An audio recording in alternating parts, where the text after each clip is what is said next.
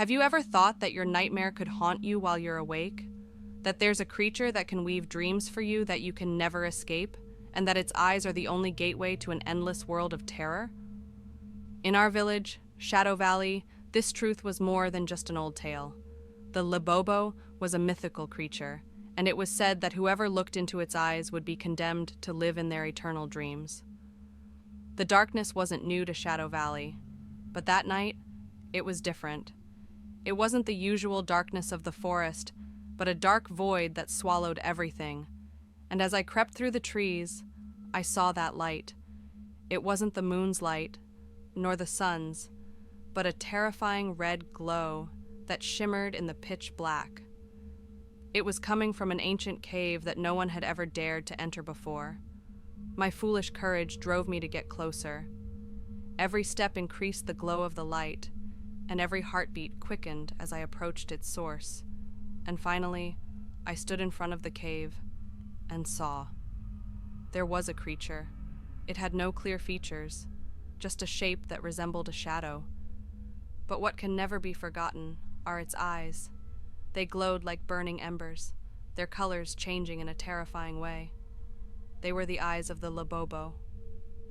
I remember the old legend that generations in our village passed down. Don't look into the Lebobo's eyes, or you'll never wake up. But something was drawing me in. It wasn't ordinary curiosity, but a deadly temptation. I began to move slowly, as if I were enchanted. I remembered the stories of the grandmothers about Sarah, the girl who wished to live in her eternal dreams. But when she looked into the Lebobo's eyes, she never woke up again. She became a prisoner of an endless nightmare. I don't believe in myths, but the Lebobo's eyes were real. They pulsed with life, a dark and terrifying life. I felt my heart growing cold and my soul freezing. I was living, but I felt like I wasn't truly alive. At that moment, an idea flashed in my head.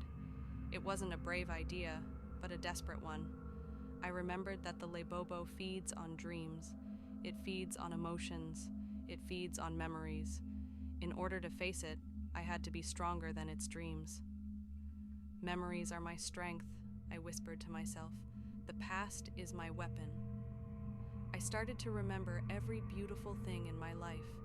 Memories of days when life was moving, days when people were laughing, and days when love was growing. I began to gather all these memories in my mind and place them in the Lebobo's eyes.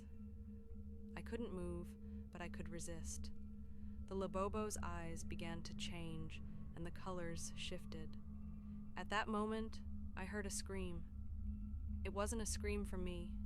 It was a scream from inside the Lebobo. It was Sarah's scream, trying to break free. She was asking for help.